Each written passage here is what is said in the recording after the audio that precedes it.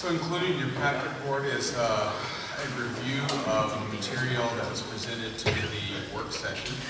Again, that was a meeting of the board, as a work group of the board. And all board members were invited, and we also invited a number of other community members and staff members to participate. We have the minutes associated with that. Ms. Carnegie has a note about the minutes.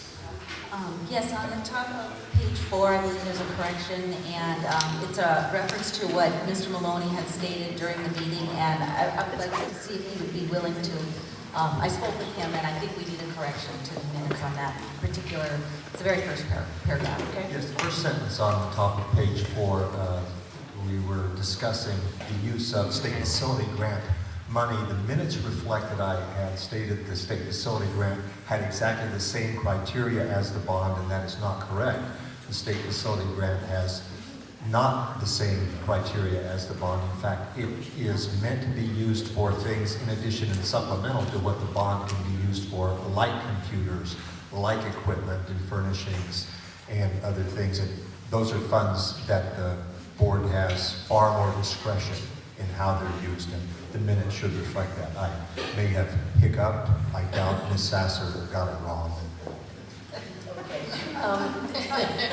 Julie, will you correct that and then make sure that the board gets it corrected? I think just that page probably. We don't need the whole set of minutes, right? Okay, all right, thank you. Thanks, Mike. Okay. So in the minutes, you saw that there were a number of issues that were looked at. There was a ton of information given to the committee to look at as possible additions to the CHS project or other eligible school scope of work related to energy efficiency, etc. The one thing that did come back from that group was a recommendation or a suggestion.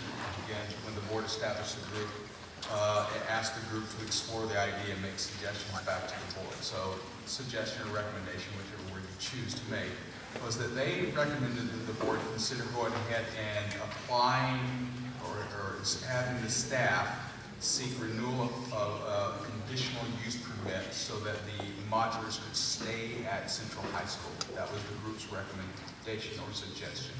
After looking at the reasons why the group was considering that, I have to say that I support the subcommittee's work there to apply for that conditional use permit, leave the portables at the high school, so that it gives you greater flexibility to look at a variety of these other issues before you are forced to make a decision.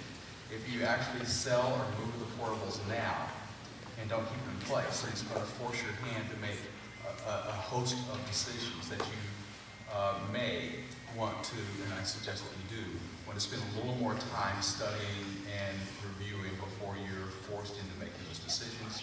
By leaving the portables where they are now, it gives you more time to study this for it. That was the only recommendation. The next step for this committee is Mr. Maloney and I have met. We reviewed the material from this meeting. We've taken a look at the additional things and the suggestions of additional projects. He is in the process of developing a narrative explanation and some detailed and maybe even some suggestion of costs behind the additional projects that have been suggested by staff throughout the district. That narrative then needs to result in a list of questions that the subcommittee can look at, because many of these variables are interrelated. And then that summary and those questions need to go back to the committee, which is going to be you, the board, and the community and staff members that are there, to review the narrative description of the possible projects, the costs, and the questions that will help you sort out how these things are interrelated. The group may need to meet more than one time because there's some pretty complicated issues that you need to look through. For instance, the group did take a look at the demographic study. We need to take a look at the actual trends in the past few years compared to the trends now. Take a look at what is liable to happen in the future in terms of population growth, and decide how our growth scenarios are like or unlike the original demographic study, and whether that means we need to move faster or slower at looking at additional classroom space at various buildings. The example we would give is Ash Creek right now is pretty much full. If Legacy Oaks begins to fill up pretty quickly, we're going to immediately be in a need for space at Ash Creek, or to redo our boundaries again. So those are things we're going to take, I think, significant additional discussion. Tonight, the only request from me to you, based on information from the group, is that you authorize administration seeking renewal of conditional use permit at the CHS, so that we have additional time to study all the other variables. Is there a motion to that effect? I so move. Okay. Second. Okay, great. So the motion has been made and seconded that we authorize the administration to seek a renewal of the conditional use permit for the CHS modulars. Is there any discussion on that? I think it's pretty good. Okay, all right. All those in favor signify by raising your right hand. Same sign for not in favor, but the motion carries, okay? And we will thank you to those board members who attended, and we will look forward to more information coming from the subcommittee. Okay, the elementary report card.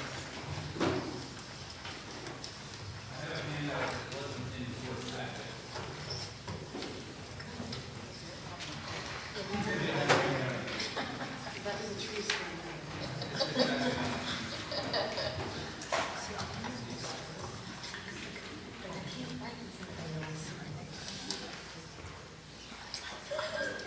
I know, but I'm happy on it.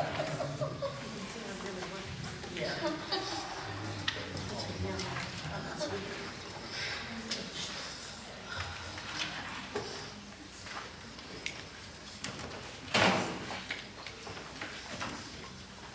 I'll try to be fairly brief with this. This is mostly an information item.